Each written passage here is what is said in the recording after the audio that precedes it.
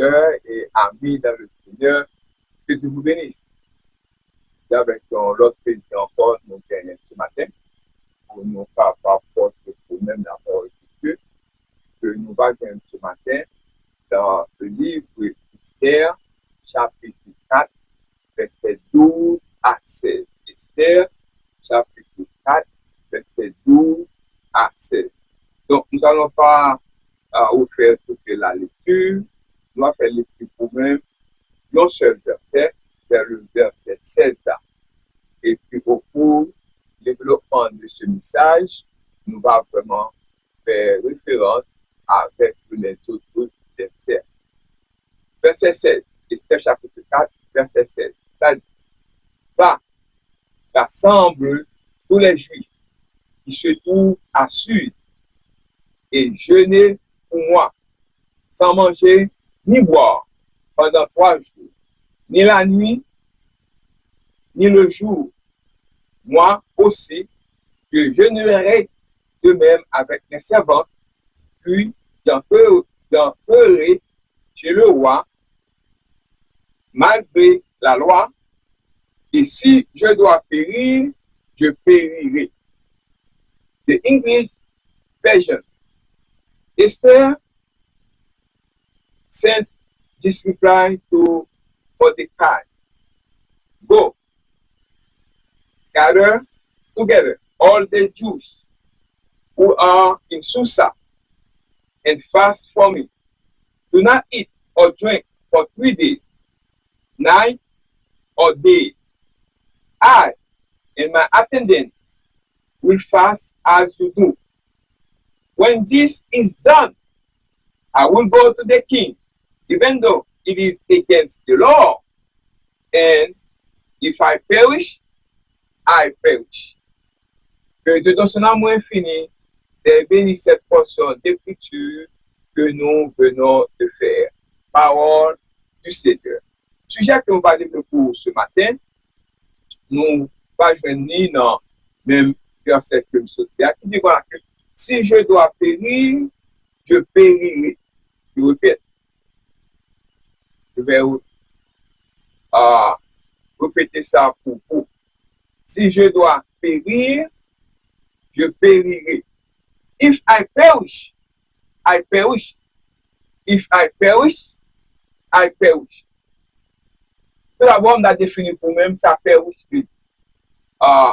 Perish, péri, perish, ou encore kanome est le mot grec.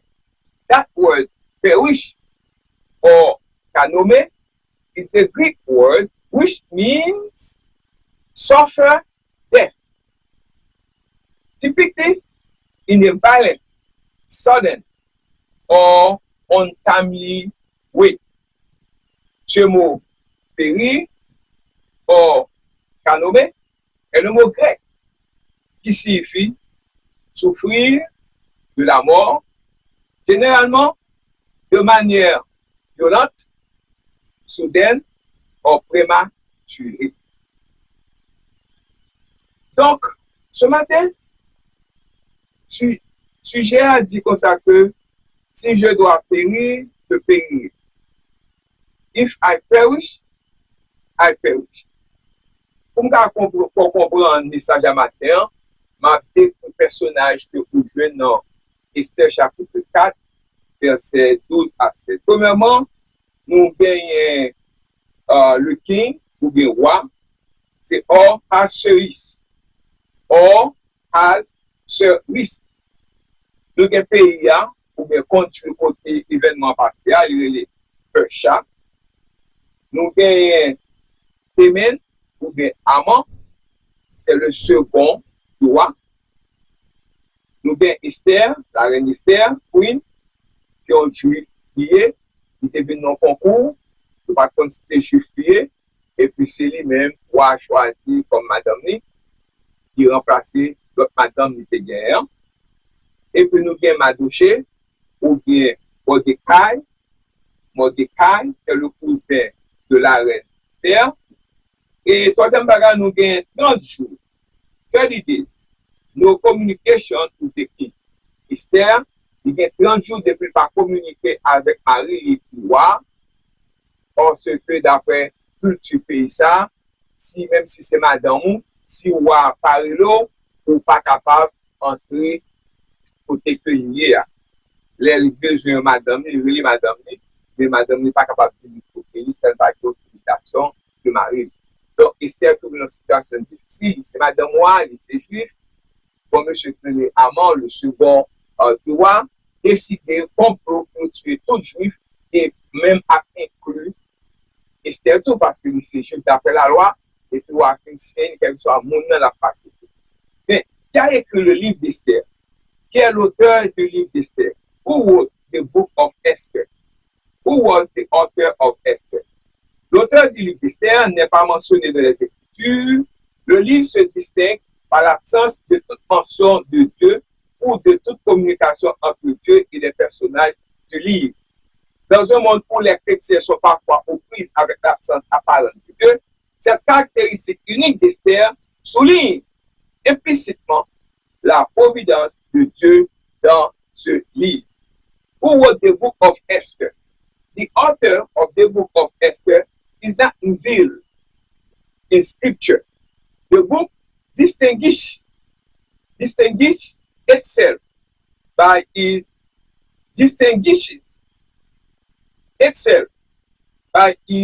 lack of any mention of God or any communication between God and the characters of the book.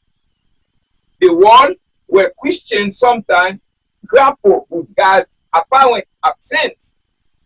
This unique feature of Esther underscores God's providence implicitly in this book. Quelle est la signification de la déclaration d'Esther? C'est ça qui suggère, nous, ça nous va développer le problème. Si je dois périr, je périrai. What is the significance of Esther saying, if I perish, I perish? Esther, chapter 4, verse 16. Dieu a révélé,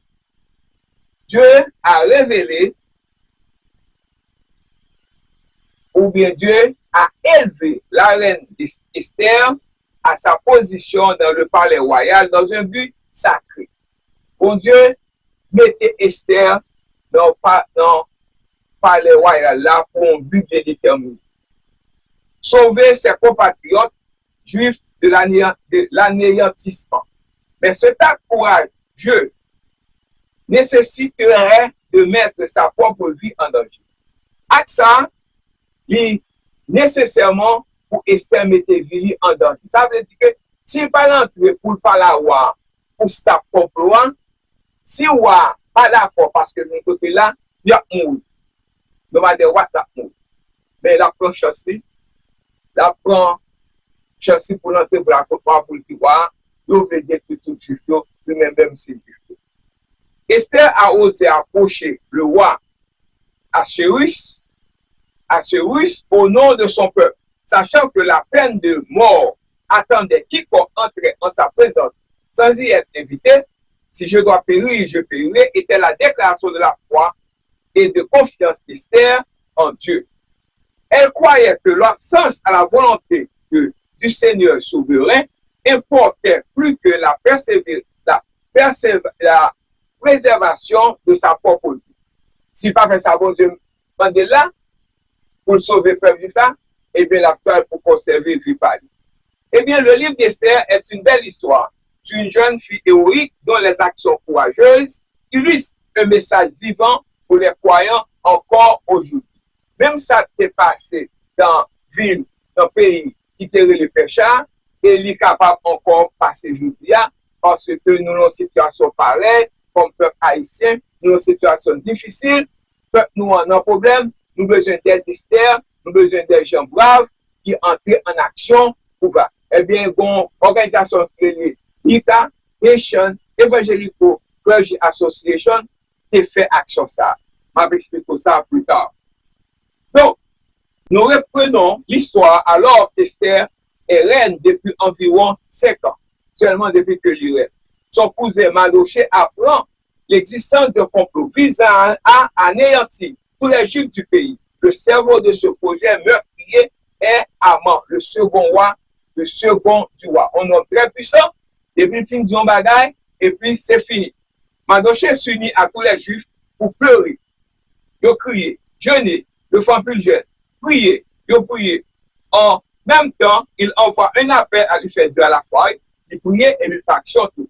Il envoie un appel à l'aide à Esther, lui demandant d'aller vers le roi pour implorer sa miséricorde et plaider en faveur de son peuple.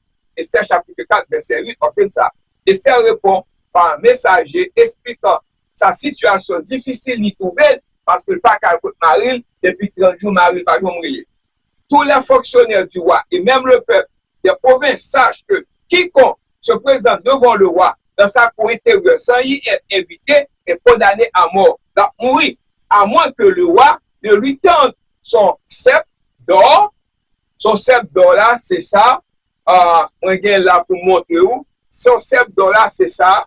C'est ça. Il y aurait les sceptres d'or, ou bien il y aurait les berges, ou bien un bâton. Ça, c'est ça, roi gagne. Si roi accepte présence, il l'ongèle, il ne va pas faire rien. Et s'il pas l'ongèle, c'est la mort pour eux. Et Esther gagne pour la prochaine, c'est à Marine. Si Marine n'est pas d'accord pour terminer, la mort pour lui-même. Et le roi ne m'a pas invité pour venir le voir pendant 30 jours. Je ne vais pas voir Marie, son culte qui est terrible. Eh bien, Mardochée répond, rappelant à Esther, en tant que juif, sa vie est en danger. Si le complot d'Haman réussit, Mardochée prononce alors ces paroles célèbres. Car si tu te tais, mais tu avais souffert même bouche, ou pas parler, ou pas dire rien, si tu te tais maintenant, le soulagement et la délivrance surgiront de notre endroit pour les Juifs. Mais toi et la famille de ton père, vous périrez. Et qui sait, ce n'est pas pour un temps comme celui-ci que tu es devenu reine. Ça veut dire que si il y a Haitian Evangelical Clergy Association pas rien, pas dire rien, eh bien, tout Haïtien, il y a beau retourner, et il y a un problème pour le pays, il y a un problème pour eux-mêmes, eh bien, même les catholiques lui-même, qui sont ici, ils vraiment approuvé une situation difficile, parce que là, après, Jacques maltraité frère lui avec ce lieu, il va faire rien, tandis que l'opposition va faire quelque chose. À cette révélation, la peur d'Esther se transforme en foi et elle accepte son dessein divin.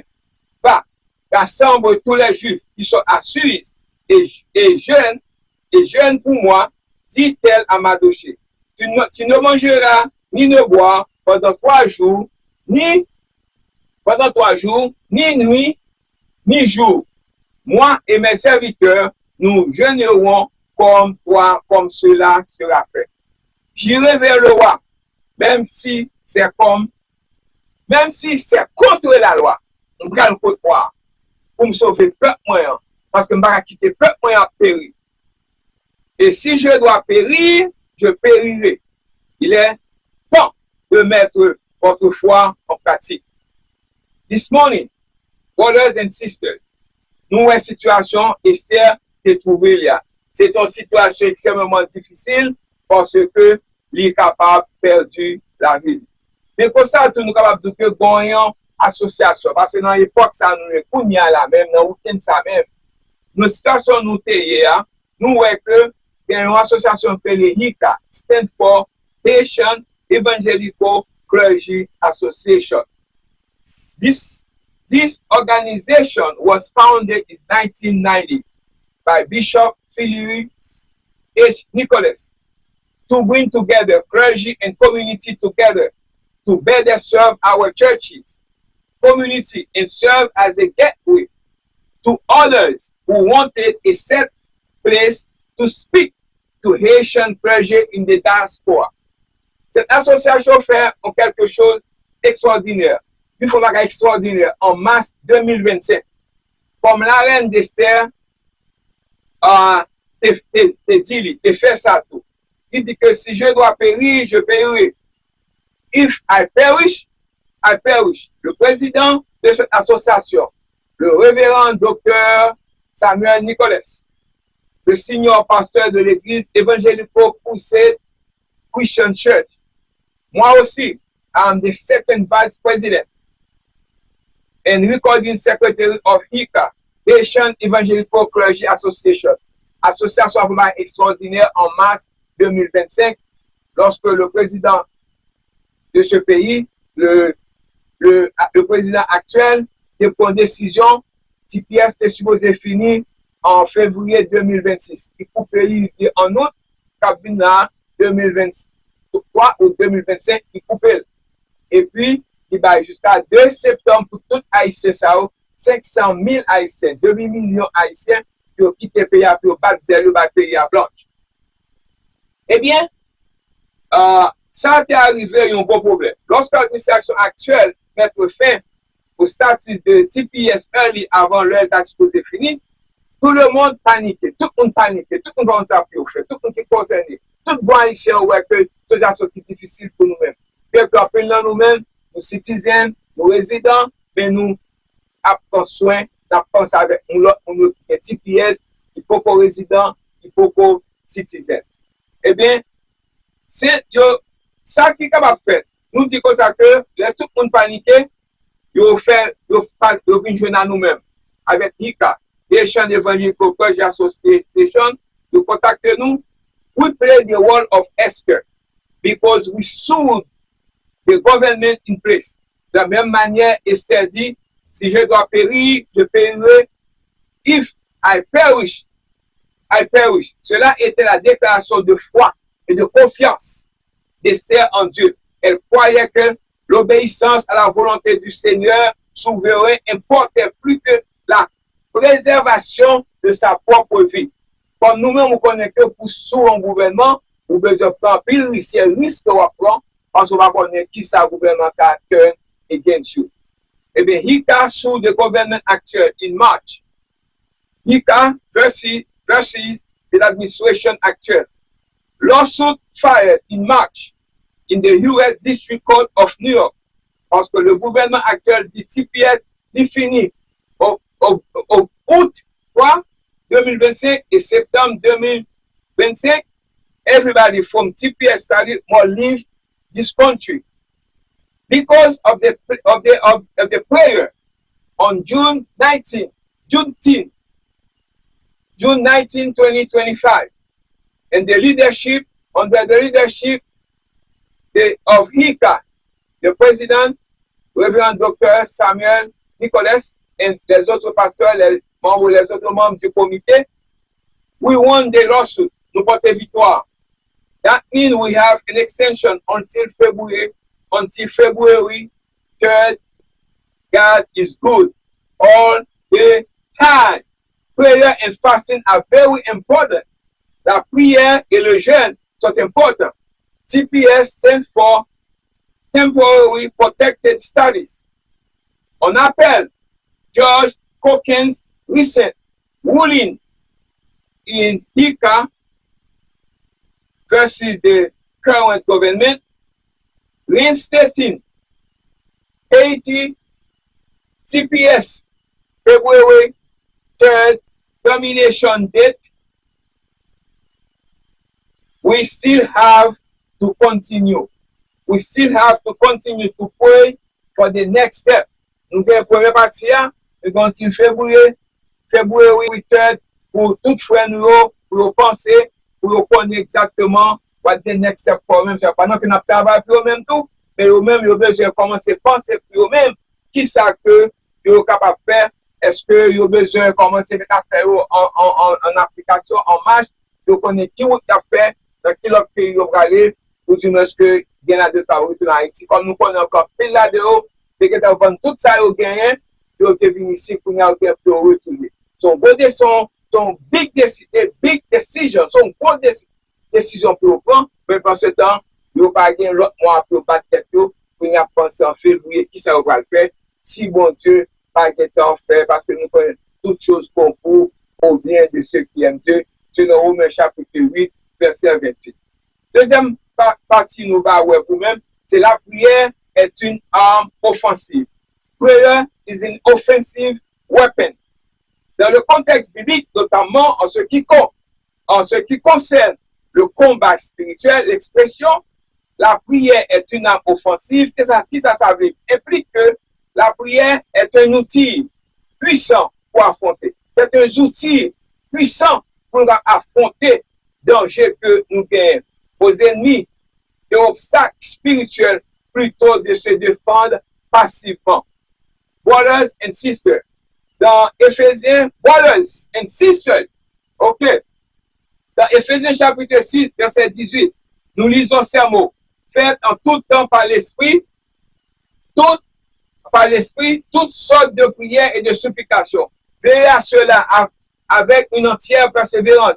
Intercédez pour tous les saints. C'est l'un des versets bibliques les plus remarquables sur la prière. En examinant attentivement, on découvre des lignes directrices pour une vie de prière efficace et stimulante. Les mots de ce verset nous rappellent des choses à considérer avec attention lorsque nous prions. La prière est une arme offensive. Prayer is an offensive weapon. In Ephesians chapter 6, verse 18, we read the following word: with every prayer and request, pray at all times in the Spirit and stay alert in this, with all perseverance and intercession for all the saints. This is one of the Bible's amazing verses on prayer. When you examine it closely, you discover some guidelines on how to have an effective and exciting prayer life. The words of the verse remind us of some things to get all over as we pray. Prayer is an offensive weapon. La prière est une arme offensive. Avec toute prière et toute supplication, priez en tout temps par l'Esprit. La Bible nous dit de prier sans cesse. Mais pour beaucoup de croyants, cela n'est pas compris. Concrètement, la prière doit devenir un mode de vie quotidien, constant et cohérent. À tout instant, nous ne sommes qu'à une pensée, un souffle de communiquer avec Dieu. Prier en tout temps. Le livre des Psaumes nous offre un aperçu de l'approche. Nous sommes un esprit de l'approche de David pour prier en tout temps. Pour prier en tout temps. Le Psaume 4 nous rappelle qu'il priait avec déterminer la journée. Le Psaume 5 le voit commencer sa journée par la prière. Le Psaume 6 nous montre comment il priait après ses échecs. Les échecs, il a continué à prier parce que connaît la prière est une âme offensive. Le Psaume 7 nous apprend comment David priait sur la pression et sur les attaques. Pendant l'attaque, la prière. Dans le Psaume 8, il priait en pensant la puissance créatrice de Dieu. Dans le Psaume 9, nous voyons qu'il priait dans les moments de joie. Dans le Psaume 10, il priait lorsqu'il se sentait isolé. Même les sentit isolé, il s'est la prié. Quelle que soit la position, monde lié, façon de penser, il toujours continue à prier. On peut affirmer sans risque de se tromper que David priait sans cesse et soulignait l'importance de maintenir une communication ouverte avec Dieu. Soyez vigilants à ces égards avec une entière persévérance et intercession. La prière se manifeste de multiples façons dans la vie du chrétien. Nous adressons des prières de louange au Père Céleste. Ce sont des prières où nous disons simplement merci, exprimons notre gratitude à Dieu. Nous prions pour les choses qui nous troublent et qui pèsent sur notre cœur. Nous prions pour les moments où nous allons faillir et déçus Dieu. Une part importante de notre vie de prière consacrée à prier pour les autres également. La prière est une partie dynamique et active du mode de vie de croyants en pleine croissance. Ce verset nous rappelle de persévérer et de continuer à prier pour les autres. La prière est une arme offensive. Prayer is an offensive weapon. De la Bible, notamment dans Éphésiens chapitre 6, verset 18, la métaphore de la mue spirituelle est utilisée pour décrire les ressources protectrices et défensives que Dieu offre aux croyants face au combat spirituel. Il ne s'agit pas seulement de protection physique, mais aussi de protection contre les attaques spirituelles, y compris cela. L'Église l'a compris, la peur et le doute.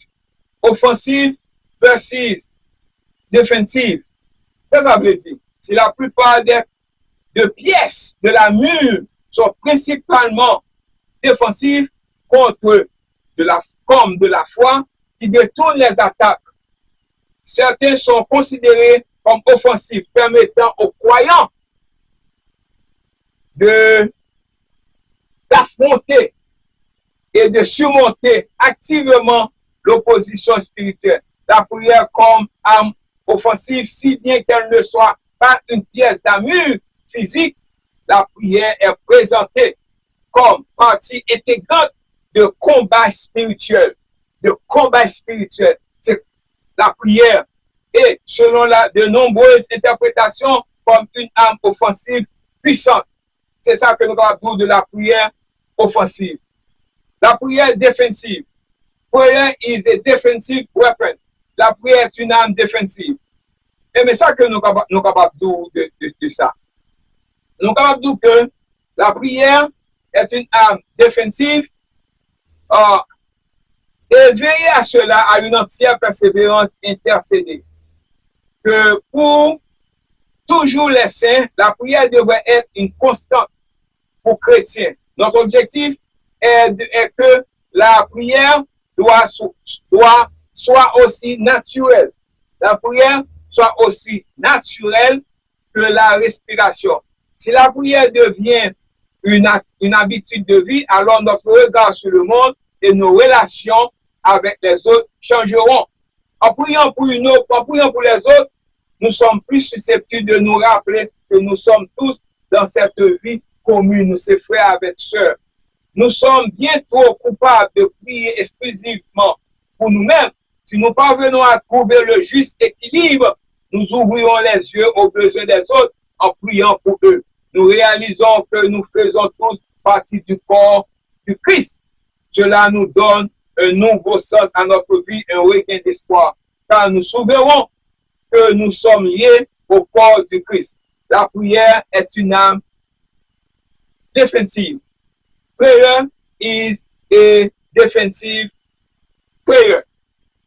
Ça que nous sommes capables de dire encore. Sans la prière, c'est que la prière est capable, son arme offensive, est capable d'attaquer Satan le diable dans le plus physique et spirituel. Et nous avons dit la prière, c'est une arme défensive pour nous capables de contrecarrer, pour nous camper contre Satan, contre toute attaque qui est capable de porter contre nous-mêmes. Et troisième partie, et finir avec ce sujet à matin. Si je dois périr, je périrai. Il dit que prayer and fasting. Prayer and fasting. Prier et jeûner. Ça veut dire que les deux sont importants. On a besoin de prier, on a besoin de jeûner en même temps. Et nous sommes capables de dire comme ça que la façon de prier, de jeûner, la façon dont nous y parviendrons, elle est par la discipline. Cette discipline est le jeûne. Bandoché s'unit à tous les Juifs pour pleurer, jeûner et prier contre le complot d'Aman de réussir. Nous avons encore the way in which we will accomplish this is by discipline.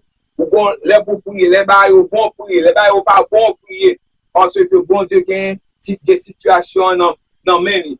That discipline is fasting. But they can unite with all of the Jews in mourning, fasting, and prayer against the Haman's plot. À côté de la prière, nous devons jeûner also. Prière est important. Jeûner encore est beaucoup plus important. Tous les deux marcher ensemble. Donc, quand Jésus a dit cela, n'arrive que par la prière et le jeûne. Les deux, selon Esther chapitre 4, verset 3, dit que dans chaque province, partout où arrivait l'ordre du roi et son édit, il y a eu une grande désolation parmi les Juifs. Ils jeûnaient, pleuraient et se lamentaient et beaucoup se couchaient sur les sacs et la cendre. Mais cette sorte de démon ne sort que par la prière et par le jeûne. Quel est le problème ou bien? Quelle est la difficulté ou bien? C'est par la prière et par le jeûne pour apporter victoire. Jesus said that this only happened by prayer and fasting. According to Matthew chapter 17, verse 21. Parfois, prière ne suffit pas. Nous avons besoin de la prière et le jeûne, tous les deux ensemble. Sometimes just praying is not enough. We need prayer and fasting. Tous les deux importants. Dans le cas contraire, notre prière va arriver vraiment travail très rapide pour nous-mêmes. Parce que c'est très important. Pour qui ça nous besoin de jeûner? Comment dire le jeûne est important? Pour qui ça nous besoin de jeûner? Why the jeûne? Why fasting? Nous avons dit que Jésus dit à cela parce que ça il fonctionne, il travaille. Le jeûne et la prière affligent la chair. Fasting and prayer are afflicting the flesh. La prière et au jeûne en même temps, il faut sentir que bon Dieu a répondu prière. Le jeûne coupe la zone de confort. Parce que la prière, il y a un petit jeûne confort. Ou pas chita, non? Ou pas camper, non? Ou à genoux, sous sac. Fasting cut off the comfort zone. Le jeûne coupe la zone de confort. Notre confort prier, ou pas vraiment adonner totalement. Le jeûne concentre notre vie sur le besoin. Fasting focusing our life on the need. Prayer and fasting are important. Nous sommes devenus une société de gratification instantanée. Le jeûne nous enlève cela. We have become a society of instant gratification. Fasting takes that away. Ce que le jeûne a accompli, what fasting accomplishes. Le jeûne nous amène au trône de Dieu. Nous sommes dire, le jeûne nous amène au trône de Dieu. OK.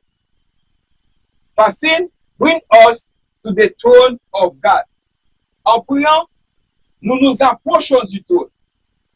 Et when you pray, we approach the throne. Ça veut dire que l'on prie, mon Dieu, ou aller dans le trône, mon Dieu, qui est là. L'on prie, mon Dieu, et approchons vers le trône, mon Dieu. C'est-à-dire que l'on jeûne, il faut arrêter là, ou être dans le pied. Il est là, ou était là. Le jeûne nous humilie. Le jeûne fait nous humilier nous. Il nous mène à genoux. Fasting humbles us. Bring us to our knees. Pour être là dans le pied de Dieu. Le jeûne ouvre notre esprit à entendre Dieu. Et nous prier, l'ouvrir l'esprit, nous attendre sa bonté de nous-mêmes. Fasting opens our spirit to hear from God. Le jeûne ouvre notre esprit à entendre Dieu. Donc, ce matin, exemple que nous avons pour nous-mêmes, Maurice est congelé, et Samuel est congelé, et tant d'autres. Les raisons variées de la demande de pardon au chagrin pour le péché d'Israël, à la recherche de la sagesse et de la direction de Dieu. The reason varied from asking forgiveness to sorrow for Israel's sins to seeking wisdom and guidance from God. Brothers and sisters, même Jean-Esther, qui prend une décision qui est extrêmement difficile pour entrer dans le palace du roi, pour que le roi était pas d'invitation, il est entré. Reine Esther, ma montre au visage, Reine Esther, nous avons un picture, ça c'est Reine Esther. Mais il prend chance, s'il mourit, il va mourir. Mais il n'est pas quitté le peuple à mourir. Ça c'est picture Reine Esther, Paul Talbot, dès que le roi va trailer, et nous dit bon Dieu merci du fait que bon Dieu te permet de lancer à lui-même le sceptre. Et pour voir que le sceptre à lui-même, ça veut dire que il ne va pas faire un, il ne va pas tuer lui. Et te porter doléance avec toi, et voir te résoudre le problème. Pour laisser le peuple te périr, mais c'est Amon ou bien Haman qui te prend humiliation. So, we're going to start right there. Si je dois périr, je périrai. If I perish, I perish. If we could pray at all times, if all times of conversation with God and take seriously our role in the kingdom work of God with others, we will begin to experience God in powerful ways. Our lives will become lives that are fueled by a passion for living for God. When you come to pray we should be all over that. It will help us stay on track as we strive to make a difference in the world around us for Him. Brothers and sisters, I'm going to leave you right there. Remember the message que I have called. The title said that comme si je dois périr, je périrai. If I perish, I perish. C'est ça, le sujet, ça nous devient pour nous-mêmes. Comment te faire comparaison entre action Esther et entreprendre pour te sauver le peuple là, et puis action aujourd'hui là, que ICA, Nation, Evangelical Association te fait pour être capable de permettre que de te reinstating vraiment date qui était originale là, c'était le 3 février 2026 que le peuple a été gagné pour te situer cette carte finie. Mais le gouvernement en place là, c'est fini avant le 8, et nous disons Dieu merci du fait que nous avons fait l'autre nous allons en compte et nous avons porté succès. Pour nous la fini 3 février 2026, nous avons compatriotes, nous avons fait des temps, nous sommes capables de faire ça que nous devons tout faire pour prendre des décisions. Et ma petite là, si je dois périr, je périrai. If I perish, I perish. Que Dieu nous a infini, capable de bénir, capable de bénir matin, ce beau dimanche, avec famille. Enjoy. Et God bless you. Bye.